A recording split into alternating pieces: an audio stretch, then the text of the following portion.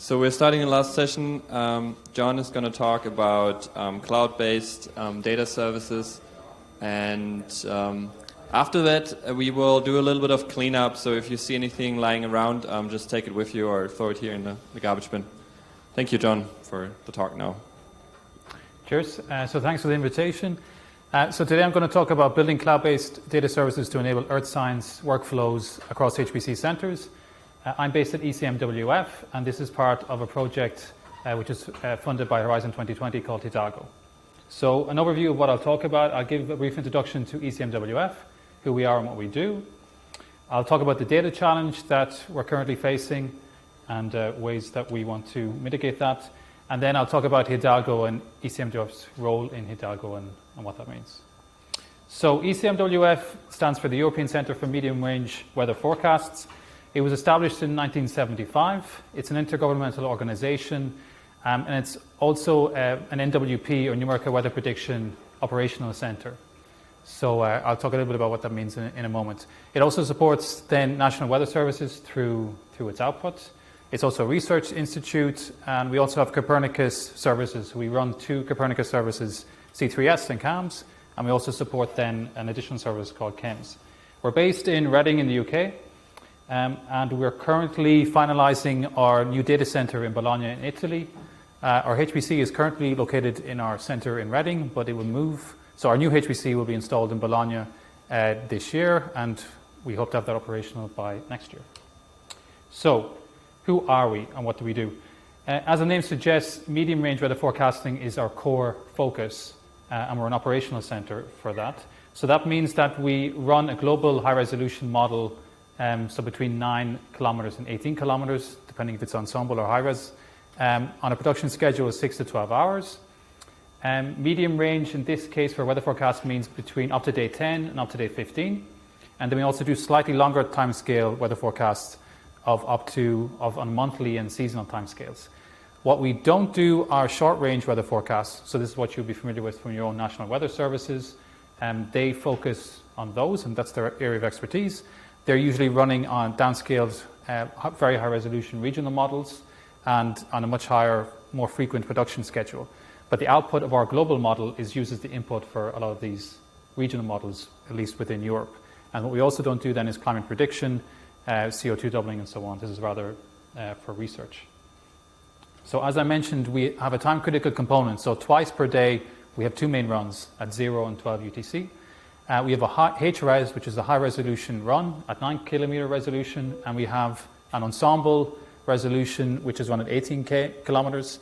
We're producing about 100 terabytes per day at the moment from those model runs, and we have about 85 million products, and we also have real-time dissemination then to many destinations worldwide. We have non-time critical components, so we have also research within the center, which is looking at continuously then updating and improving the model. And finally, we have the largest meteorological archive of its type in the world. So it's currently in excess of 300 petabytes. We have 5,000 plus daily active users of that archive, and we're adding at the moment about 250 terabytes per day, and that's accelerating. Our facility, so at the moment we have 2 Cray HPCs. They're identical for redundancy purposes, so that if anything happens during the production of a run with one HPC, we can relatively easily switch to the second as a backup. At the same time, we're also utilizing the 2 as much as we can for research and for other purposes. They're currently in the top 50 globally. We also have cloud services, which we've just started building up in the last few years. So we have something called the CDS, which is the Copernicus Data Storage. It's operational about 2 years or so. We have the European Weather Cloud, which is a pilot, which we're currently setting up with EU Metsat. And we also have Wikio, which is a collaboration with MacArthur. And again, the archive that I just mentioned, it's primarily on tape drives, 140 tape drives, and we're adding, as I said, 100 terabytes from the operational side, 150 other, and that's 250 total at the moment. So that's leading us then to the data challenge. So you might have seen this slide possibly before, particularly throughout my colleague's presentation earlier on in the day. But if we look at the disseminated data that we're disseminating globally to these 200 destinations per day, as recently as 2015, 2016, this was the order of about 5 terabytes. And we're now up to 30-ish, and this is only going to grow further. So getting kind of near to what currently we can push out. And also our model output, our ensemble is currently running at 18-kilometer resolution, which is the first bar here on the second chart, and that's responsible then for about 70 plus terabytes of data per day. This is projected to grow to 900 plus terabytes, or the petabyte range, by 2025 for 5-kilometer resolution, and that's only the beginning of what we're looking to do. So we're looking to go to 1.25, 2.5 by 2030 in 10 years. So that number will be higher again. So we are facing quite significant challenges in terms of data growth. What's driving that? So there's three kind of main axes that we can think about when we consider what's really driving that exponential data growth. So first of all, we have reliability. So historically speaking, weather forecasts were run purely in deterministic mode. So you would have a weather forecast model, NWP model, you'd let it run for some period of time, and then that was your forecast. And obviously that wasn't didn't give you an idea of the probabilistic sense of that forecast. So ECMWF were pioneers in setting up the idea of an ensemble forecasting system about 30 or so years ago.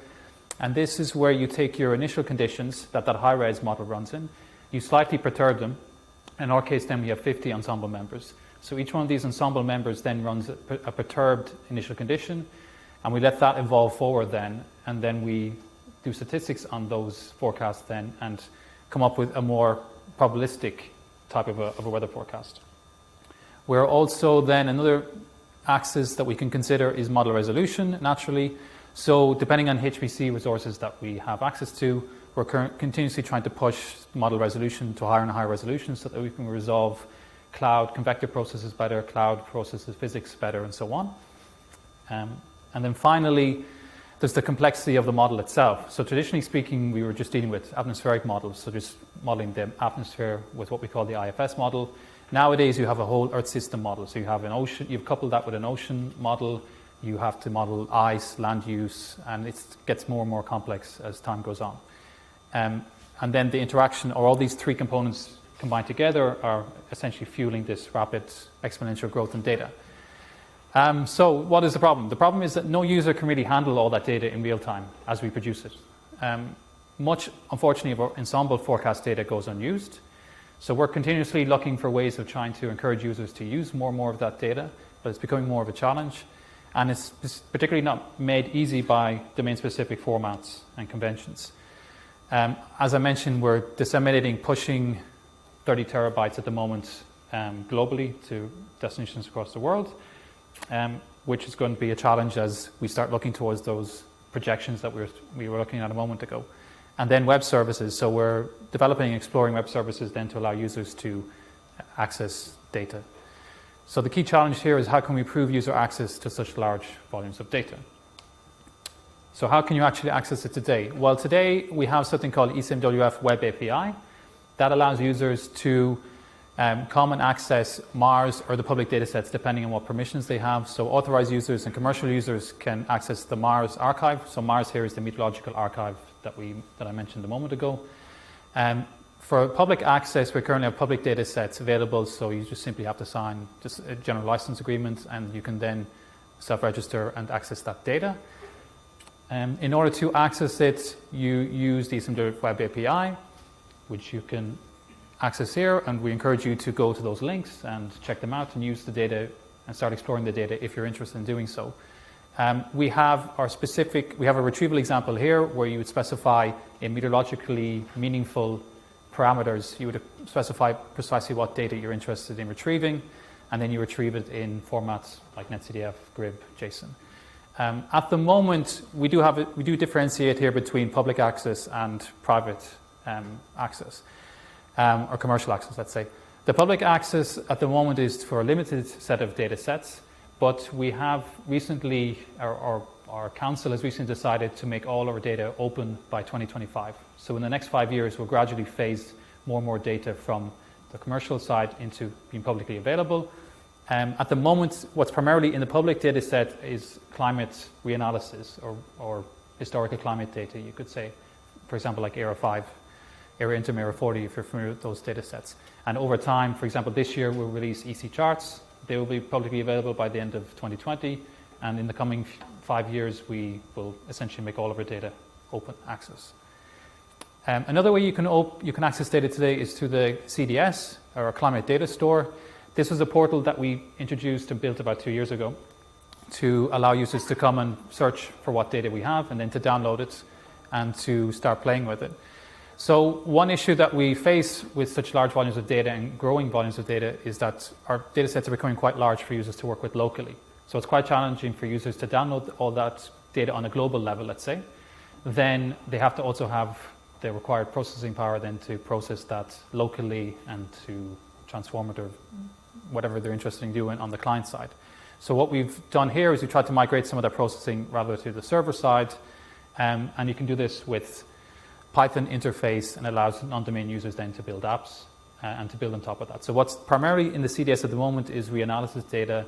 For example, the Era 5 new data reanalysis data set that we produced a couple of years ago is available there. So if you're interested in that data set, you can go check that out. And there's also a link where you can register today and register right now and start playing with it.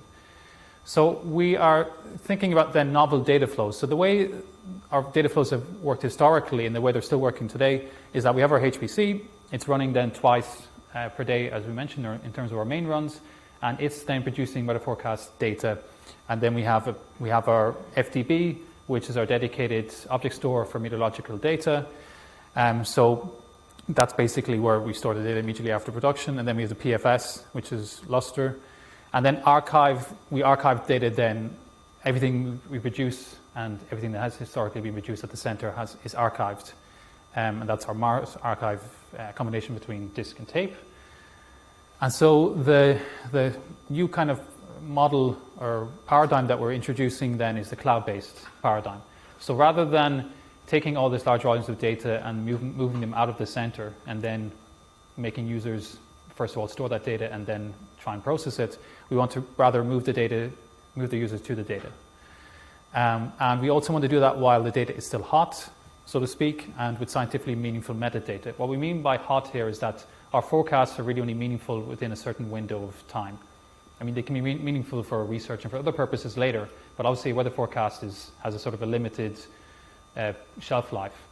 And we want to get users to the data as quickly as possible so that they can actually utilize that within a short time frame that after it's been produced. So Hidalgo and ECMWF. So Hidalgo is the project that I'm funded on. It's a Horizon 2020 project, which is a HPC and big data technology for global systems. It's a collaboration across 13 institutes across 7 countries. The mission is to advance technology to master global challenges.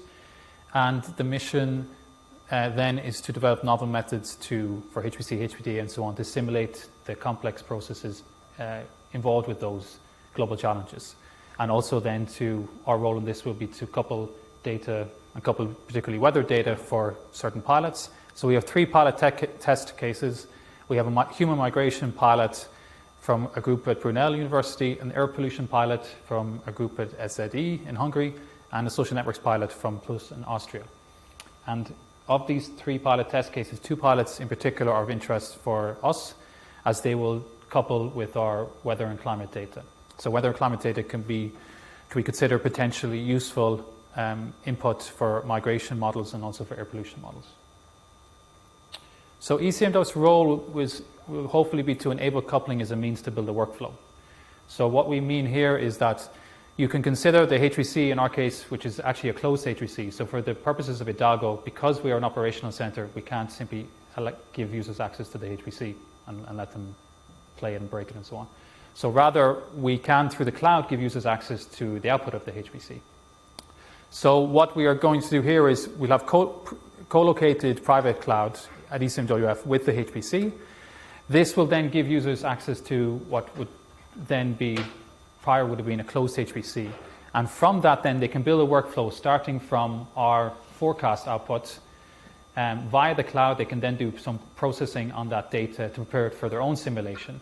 That simulation can then run in a HPC, high performance compute environment, and then they can then post-process the data afterwards or visualize and so on. So the key point here is that we kind of want to open up a closed HPC system and bring valuable experience in integrating such a closed HPC system with such workflows. We think this could be a useful model for other HPC systems around Europe who have similar restrictions to us in terms of operations and in terms of access. We have 2 HPC centres that we will be collaborating with, so that's HLRS, Hazelhen in Stuttgart, and Poznan, the Eagle supercomputer, and then our own cloud resources will then feed into that as well. So we look to try and couple data. So there's 2 steps to coupling that we're envisioning. So first of all is static coupling. So because these models that we want to couple the weather and climate data with, they haven't previously taken account of such data. So the first stage of the project is for them to take the static reanalysis data, historical data, to analyze that and to see how maybe have used to integrate and improve their own simulations, like the human migration, for example. We've already completed that, and we've done that using the CDS. And then there's dynamic coupling. So from year 2 onwards, or from 2020, we want to couple forecast data. So while it's hot, while the hot data we were talking about, we want to couple that via REST API. And again, this is the model of bringing the users to the data while the data is hot and meaningful, and to enable them to build custom workflows utilizing our data. This is sort of just reiterating kind of the points. The models we have already are the push, where we disseminate data over the internet, the pull, where users can come and get our data through the archive, and the third model that we're producing now is the cloud model, and the idea here is to move the computer, not the data. So in order to do that, we need to build a cloud data as a service, which we've named here Polytope, and this is basically under development at ECMWF. It will be deployed to ECMWF, but accessible externally, and we're currently in beta testing for a first release, which we hope to release this year. We're beta testing with the European Weather Cloud. It exposes a REST API, and we will also provide then CLI and Python clients to aid users to use it. It will give you access to Mars if you have permission to do so, and we're also interested in implementing Hypercube data access later in the project, so probably in 2021.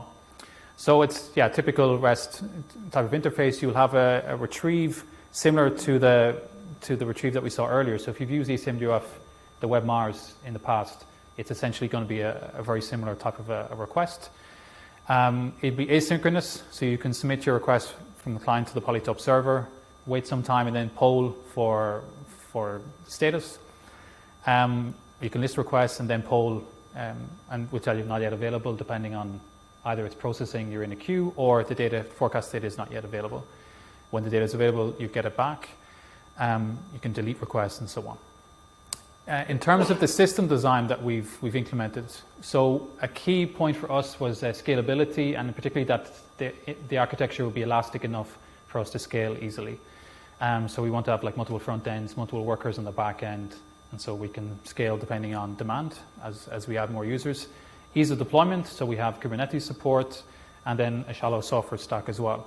So we have our front end here, say Polytope ECMWF.int of our REST API. We have then the various parts of the architecture, such as a request store, broker, queue. At the moment, we're piggybacking on open source software as well, which we're grateful for. So the request store at the moment is MongoDB, the queue is RabbitMQ, the front end is Flask, but the infrastructure is generic enough that we can plug and play as we wish. We have a worker pool, and then a worker pool on the back end will then go visit the various data sources and check if the user has permission to access those, and then fetch the data either from the FDB immediately after or soon after it's been produced from the forecast, or go to the Mars archive, or go to another data source.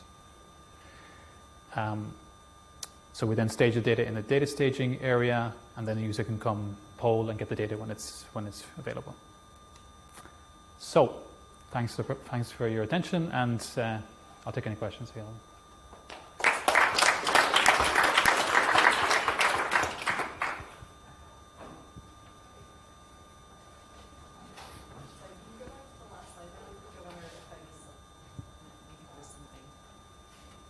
This one, or? Yeah, I think Yeah. that one. Okay, so I think you mentioned that you were moving 30, was it terabytes or? Terabytes at the moment, yeah. What tools are you using to push that around as far as protocols go? Yeah, so I'm not familiar. I don't know what we're using at the moment in terms of I think just FTP or... Is a push system, so we deliver directly to Are you doing that like over multicast or? So some of them are using standard FTP, some are using S3 Yeah, I think it's mostly FTP, but there's also S3.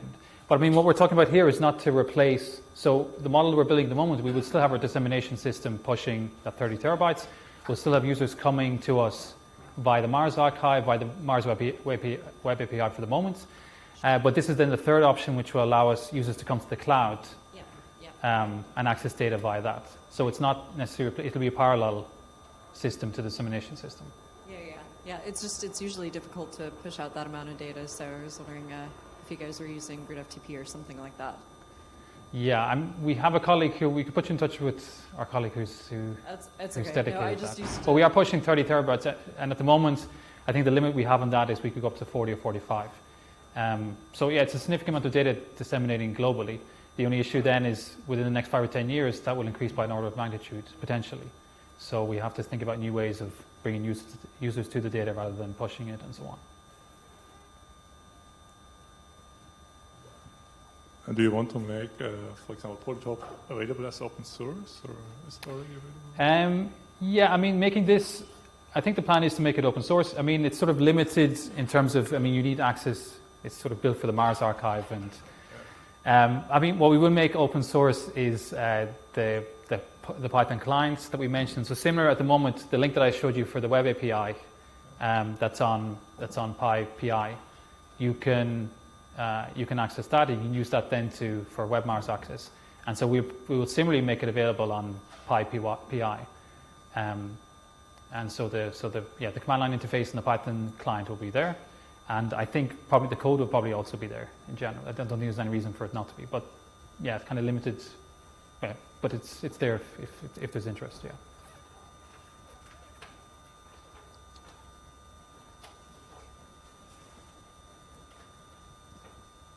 You mentioned moving compute to data. How would that work in practice if I write a Fortran program that requires Python 2.5 and stuff like this? Would I have to push it in a container and give the container to you, which uses the data?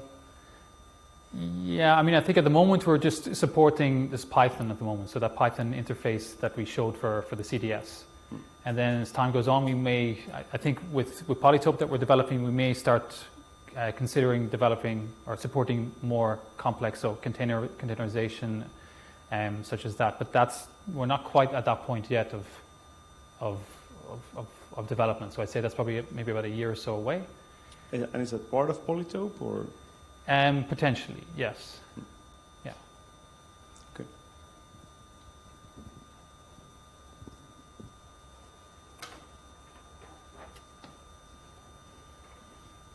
In the beginning, you mentioned that you use Lustre. What do you use as backends? How do you mean, sorry? The backend for the Lustre file system, is it ZFS? Is it something?